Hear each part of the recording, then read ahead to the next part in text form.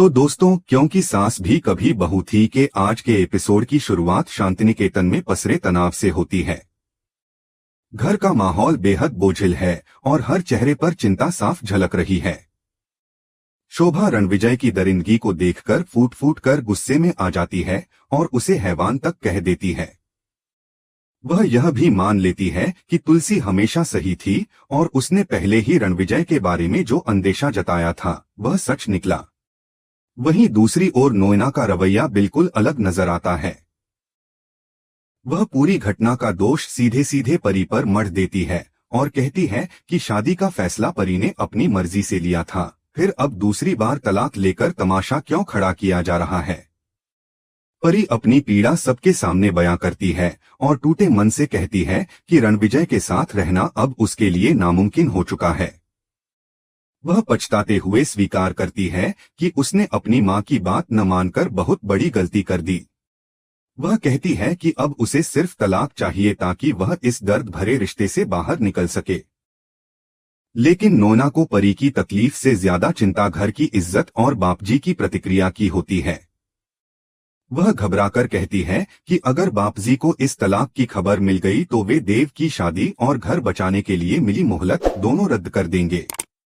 यह सुनकर देव भी अंदर से डर जाता है और उसे अपनी शादी टूटने का डर सताने लगता है।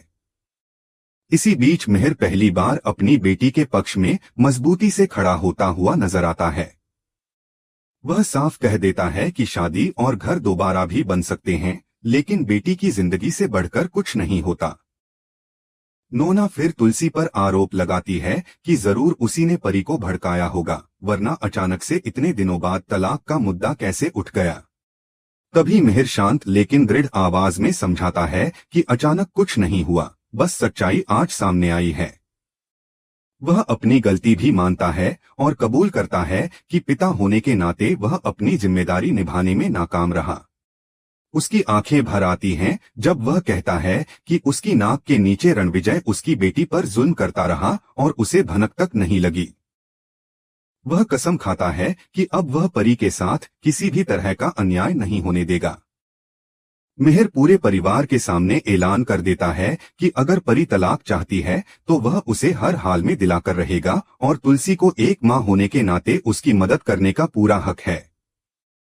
यह सुनकर नोएना भड़क जाती है और मिहिर को याद दिलाती है कि तुलसी अब इस घर और परिवार का हिस्सा नहीं है, इसलिए उसका यहाँ कोई अधिकार नहीं बनता। फिर वह परी पर ही निशाना साधते हुए कहती है कि परी भी कोई दूध की धुली नहीं है। जब ऋतिक और मिहिर उससे पूछते हैं कि वह कहना क्या चाहती है, तो नोएना आरोप लगाती है कि रणविजय का हाथ उठाना गलत है, लेकिन परी भी उसे शक और रोकटोक से कम परेशान नहीं करती थी। वह याद दिलाती है कि शादी से पहले परी खुद रणविजय के साथ पार्टियों में जाती थी और तब उसे कोई आपत्ति नहीं होती थी। मिहिर बीच में ही नोएना को रोक देता है और बड़े सधे अंदाज में फर्क समझाता है। वह कहता है कि शादी से पहले बॉयफ्रेंड के साथ पार्टी करना अलग बात थी, लेकिन शादी के बाद पति का लगातार गलत संगत में रहना और बदतमीजी करना बिल्कुल गलत है। वह साफ कह देता है कि रणविजय का असली चेहरा सामने आ चुका है और उसकी बेटी उसके साथ रहने के लिए मजबूर नहीं की जा सकती।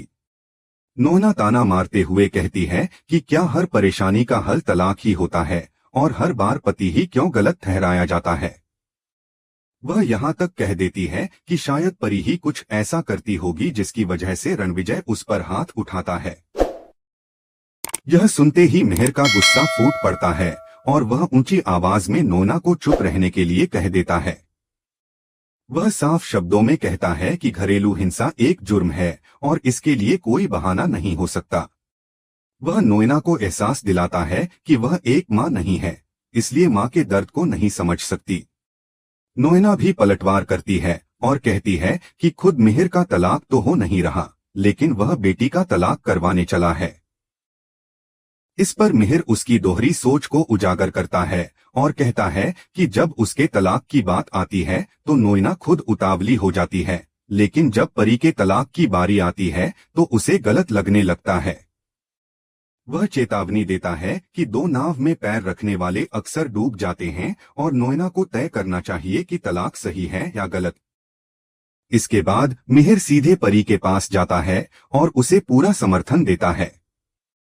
वह कहता है कि परी जो भी फैसला लेना चाहती है निडर होकर ले, क्योंकि उसका पिता हमेशा उसके साथ खड़ा है। यह सुनकर परी, शोभा और ऋतिक तीनों भावुक हो जाते हैं और मिहिर से लिपट जाते हैं। घर के माहौल में पहली बार थोड़ी राहत और अपनापन महसूस होता है। इसके बाद कहानी एग्जीबिशन के माहौल में पहुंच जाती है, जहां काफी गहमागहमी दिखाई देती है। तुलसी अपने पोते अक्षय की तबीयत को लेकर परेशान होती है और अंगद से घर चलने को कहती है, लेकिन अंगद उसे भरोसा दिलाता है कि वृंदा और बाकी लोग वहां हैं और अक्षय अब ठीक है। वह कहता है कि अगर वह अभी चला गया तो वृंदा नाराज हो जाएगी, क्योंकि वह खुद एग्जीबिशन में शामिल नहीं हो पाई है। इसलिए वह यहीं रुककर काम संभालने का फैसला करता है। उधर वैष्णवी घबराई हुई तुलसी को बताती है कि जज अब वेस्ट जोन की तरफ आ रहे हैं। तुलसी उसे शांत कराती है और आत्मविश्वास दिलाती है कि उनकी तैयारी पूरी है और वे हर सवाल का सही जवाब देंगे। इसी दौरान मिहिर अपने स्टॉल पर खड़ा सामने देखता है और उसकी नजर तुलसी पर टिक जाती है। तुलसी को पूरी मेहनत और आत्मविश्वास के साथ अपनी टीम का नेतृत्व करते देखकर मिहिर का दिल गर्व से भर जाता है। वह मन ही मन मुस्कुराकर सोचता है कि उसे तुलसी पर कितना गर्व है। तभी नोएना मिहिर को तुलसी की तरफ देखते पकड़ लेती है और शक भरे लहजे में पूछती है कि तुलसी वहां क्या रणनीति बना रही है। मिहिर टालते हुए कहता है कि उसे क्या पता, लेकिन नोएना जिद करती है कि वह लिप रीडिंग करके बताए। मिहिर तंज कसते हुए कहता है कि वह तुलसी के हाव भाव से ही नहीं, नोएना के मन की बात भी समझ सकता है। जब नोएना चुनौती देती है कि वह बताए कि वह अभी क्या सोच रही है, तो मिहिर सही सी पहचान लेता है कि नोएना तुलसी की मेहनत देखकर खुद को पीछे महसूस कर रही है। नोएना मान जाती है कि मिहिर उसे अच्छे से समझता है और उससे बिजनेस में मदद मांगती है। वह अपनी तैयार की हुई स्पीच सुनाती है, जिसमें वीरानी ग्रुप की पुरानी प्रतिष्ठा और मुनाफे का बखान होता है। मिहिर उसे रोककर सलाह देता है कि वह स्पीच में आधुनिक तकनीक और तेज रफ्तार पर ज्यादा जोर दे और हैंडलूम को पुराना और धीमा बताकर अपनी ताकत दिखाए।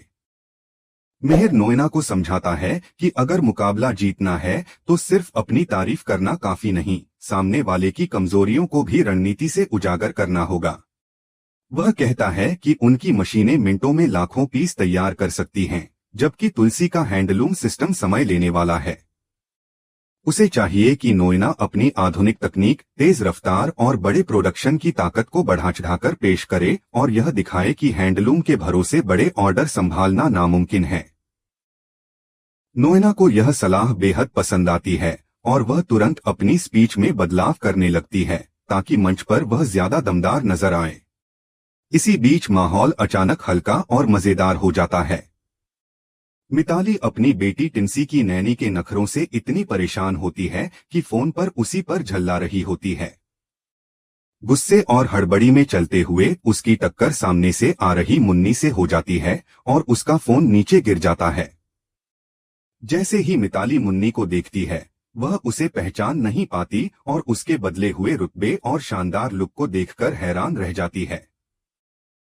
उसे लगता है कि मुन्नी अब किसी बहुत बड़े घर में काम करती होगी। वह पुराने अंदाज में उससे बात करने लगती है और बिना कुछ जाने समझे उसे अपनी बेटी से भी मिलवा देती है। मिताली को लगता है कि मुन्नी उसकी बेटी के लिए परफेक्ट नैनी साबित हो सकती है, इसलिए वह बड़े गर्व से उसे जॉब ऑफर कर देती है और 28,000 रुपए सैलरी की पेशकश करती है, यह सोचकर कि मुन्नी खुशी खुशी मान जाएगी। मुन्नी अब एक कलेक्टर बन चुकी होती है, लेकिन वह बड़ी शालीनता से मुस्कुराकर कहती है कि उसे बच्चे बहुत पसंद हैं, मगर इन दिनों वह अपने काम में काफी व्यस्त है। तभी उसकी एक एम्प्लॉय आकर उसे फोन देती है और आदर से मैडम कहकर बुलाती है। मिताली इस बात को भी गलत समझ लेती है और सोचती है कि आजकल लोग अपनी हाउस हेल्प को भी कितनी इज्जत देने लगे हैं। हद तब हो जाती है जब मिताली मुन्नी के हाथ में महंगा फोन देखकर उस पर चोरी का शक करने लगती है और फिर झूठी हंसी के साथ इसे मजाक बताकर टाल देती है। मुन्नी उसकी इस अज्ञानता और बदतमीजी को चुपचाप नजरअंदाज कर देती है और वहां से चली जाती है।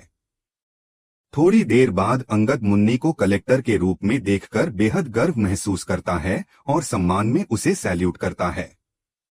वह सबके सामने कहता है कि मुन्नी आज कई लोगों के लिए इंस्पिरेशन बन चुकी है। मुन्नी विनम्रता से अपनी कामयाबी का श्रेय अपनी मालकिनी तुलसी को देने लगती है, लेकिन तुलसी उसे तुरंत टोकती है और कहती है कि यह सब मुन्नी की अपनी मेहनत का नतीजा है। जब मुन्नी बार बार उसे मलकिनी कहकर बुलाती है तो तुलसी प्यार से मना करती है, मगर मुन्नी आदर से कहती है कि वह जिंदगी भर उसे इसी नाम से बुलाएगी। तुलसी मुन्नी का धन्यवाद करती है कि इतने बिजी शेड्यूल के बावजूद वह उनके कलेक्शन और टीम को देखने आई। मुन्नी भी दिल खोलकर तुलसी के कलेक्शन की तारीफ करती है। अंगद मजाकिया अंदाज में तुलसी की टीम की लड़कियों से कहता है कि अब एक बड़ी अफसर सामने है तो सब सैल्यूट करें। लड़कियां पूरे जोश और सम्मान के साथ मुन्नी को सैल्यूट करती हैं। तुलसी मुस्कुराकर उन्हें सुधारती है और कहती है कि ये लड़कियां सिर्फ उसकी टीम नहीं बल्कि उसकी बेटियां हैं। मुन्नी गर्व से कहती है कि तभी तो ये इतनी काबिल और होनहार हैं। इसके बाद वह अपनी मीटिंग के लिए वहां से विदा ले लेती है। थोड़ी दूर जाकर मुन्नी की मुलाकात अचानक ऋतिक से हो जाती है, जो फोन पर बात कर रहा होता है। पीछे से आवाज सुनते ही ऋतिक मुड़ता है और मुन्नी को देखकर पुराने दिन याद कर बैठता है। वह तुरंत उस दिन रिश्वत देने की कोशिश के लिए माफी मांगता है। मुन्नी बड़े दिल से उसे माफ कर देती है, लेकिन गंभीर होकर उससे पूछती है कि उसने अपनी जान लेने की कोशिश क्यों की थी। ऋतिक शर्मिंदा होकर मानता है कि वह एक बहुत कमजोर पल था जब वह टूट गया था। मुन्नी उसे समझाती है कि जिंदगी में बुरे पल आते हैं, लेकिन उनके साथ अच्छे पल भी जरूर आते हैं और मुश्किलों से हार मान लेना सही रास्ता नहीं होता। वह उसे भरोसा दिलाती है कि वह फैक्ट्री के मामले में नियमों के भीतर रहकर कोई न कोई रास्ता निकालने की कोशिश जरूर करेगी और अगले दिन उसे अपने ऑफिस बुलाती है। ऋतिक की आंखों में नई उम्मीद चमक उठती है और वह उसका दिल से धन्यवाद करता है। दूर खड़ी मिताली यह सब देखकर जल उठती है और मन ही मन दोनों को लूजर्स कहकर ताना मारती है। इसके बाद मंच पर मुकाबले का असली दौर शुरू होता है। नोएना पूरे आत्मविश्वास के साथ अपनी धमाकेदार स्पीच देती है। वह कहती है कि एवरेज बनकर कोई इतिहास नहीं रच सकता और उनकी कंपनी एवरेज नहीं है। वह अपनी हाई एंड मशीनरी, आधुनिक तकनीक और तेज प्रोडक्शन का जोरदार बखान करती है और हैंडलूम सिस्टम पर करारा वार करती है। वह कहती है कि दुनिया को रफ्तार चाहिए जो सिर्फ उनकी मशीनें दे सकती हैं, जबकि हैंडलूम वाले कारीगरों और धागों पर निर्भर रहते हैं और बड़े ऑर्डर संभाल ही नहीं सकते। वह दावा करती है कि वीरानी इंडस्ट्रीज किसी भी ऑर्डर को वक्त पर डिलीवर कर सकती है और उनके पास सालों की गुडविल और बेस्ट टेक्नोलॉजी है, इसलिए जीत उन्हीं की होनी चाहिए। स्पीच खत्म होने के बाद ऋतिक मिहिर से धीरे से कहता है कि कहीं लोग नोएना को काबिल की जगह घमंडी न समझ बैठें। मिहिर मुस्कुराकर जवाब देता है कि सब कुछ बिल्कुल प्लान के मुताबिक चल रहा है और उसे पूरा भरोसा है कि यह बड़ा ऑर्डर सही जगह ही जाएगा।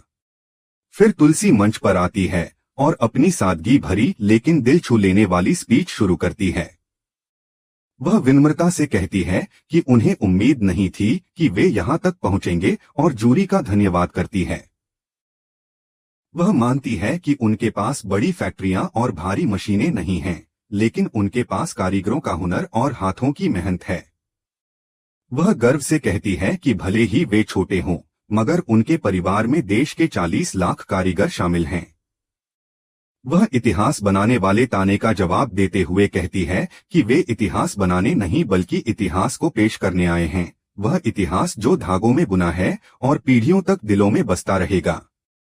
वह आग्रह करती है कि दुनिया को सिर्फ मशीनों की ताकत नहीं बल्कि अपनी संस्कृति, धरोहर और कला भी दिखानी चाहिए। तुलसी की स्पीच खत्म होते ही मिहिर, परी और ऋतिक के चेहरे खुशी से खिल उठते हैं, जबकि नोना जलन के मारे अंदर ही अंदर सुलगती रहती है। इसी भावनात्मक और रोमांचक मोड़ के साथ आज का यह एपिसोड समाप्त होता है। जहां मुकाबला सिर्फ कारोबार का नहीं बल्कि सोच और संस्कारों का भी बन जाता है।